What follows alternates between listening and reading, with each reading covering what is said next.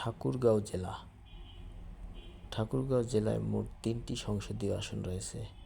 সংসদীয় আসন নং 3 থেকে সংসদীয় আসন নং 5 ঠাকুরগাঁও জেলায় অবস্থিত। ঠাকুরগাঁও জেলার উপজেলাসমূহ হল ঠাকুরগাঁও সদর উপজেলা, বালিয়াডাঙ্গি উপজেলা, হরিপুর উপজেলা, রানীশংকৈল উপজেলা এবং পীরগঞ্জ উপজেলা। সংসদীয় আসন নং 3 ঠাকুরগাঁও 1 আসনটি নিয়ে গঠিত।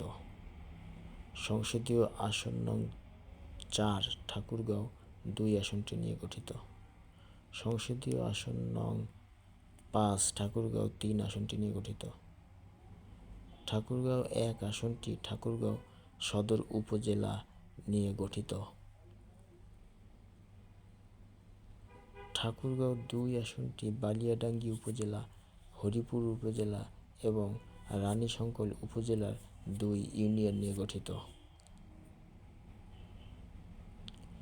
ঠাকুরগাঁও 3 আসনটি পীরগঞ্জ উপজেলা এবং রানীশংকৈল উপজেলার 2 ইউনিয়ন বাদে বাকি ইউনিয়নগুলি নিয়ে গঠিত।